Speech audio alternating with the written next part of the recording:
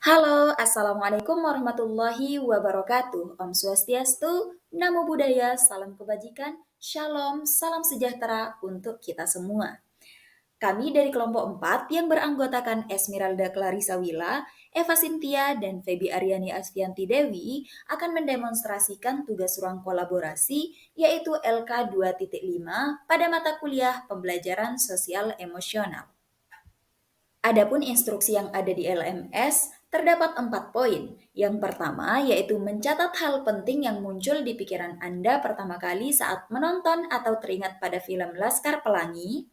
Kemudian poin kedua, setelah menonton film tersebut, apa yang bisa Anda pelajari dari film tersebut berhubungan dengan guru yang menjadi agen perubahan. Kemudian di poin ketiga, kami diminta untuk menonton alternatif film lain berhubungan dengan guru sebagai agen perubahan seperti film Dead Poet Society dan juga Sekolah Rimba. Kemudian di poin keempat, kami diminta untuk mempelajari kejadian dari film tersebut dan apa hubungannya dengan pembelajaran sosial emosional. Langsung saja untuk nomor yang pertama akan dilanjutkan oleh pemateri selanjutnya. Jika teringat tentang film Laskar Pelangi, beberapa hal yang kami ingat, yakni yang pertama adalah peran guru. Pentingnya peran guru dalam membimbing dan menginspirasi serta menjadi teladan bagi peserta didik. Film ini menekankan pentingnya peran seorang guru yang peduli dan berdedikasi dalam membimbing dan menginspirasi peserta didik mereka. Guru memiliki kekuatan untuk merubah hidup dan membuka peluang baru bagi peserta didik. Lalu yang kedua adalah semangat dan ketekunan. Film ini menggambarkan semangat dan ketekunan para peserta didik dalam menghadapi tantangan dalam mendapatkan pendidikan yang layak meskipun dalam kondisi yang sulit dan keterbatasan yang mereka hadapi. Lalu yang ketiga adalah nilai-nilai persahabatan dan solidaritas. Nah, film ini menggarisbawahi nilai-nilai persahabatan, kerjasama, dan solidaritas di antara anggota Laskar Pelangi. Mereka saling mendukung dan memotivasi satu sama lain untuk mencapai tujuan mereka. Nah, lalu yang keempat, memiliki mimpi dan harapan. Film ini mengajarkan pentingnya memiliki mimpi dan harapan dalam hidup. Meskipun dihadapkan pada kesulitan, para karakter di film ini terus berjuang untuk meraih mimpi mereka dan menjadikannya kenyataan. Selanjutnya ada beberapa hal yang bisa dipelajari dari film Laskar Pelangi ini yang berkaitan dengan guru sebagai agen perubahan. Yang pertama adalah komitmen dan dedikasi.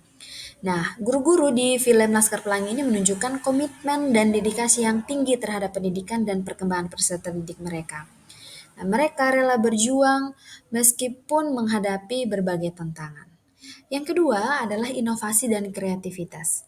Guru-guru di film ini menunjukkan inovasi dan kreativitas dalam metode pengajaran mereka, mencoba pendekatan baru untuk memotivasi dan menginspirasi peserta didik mereka.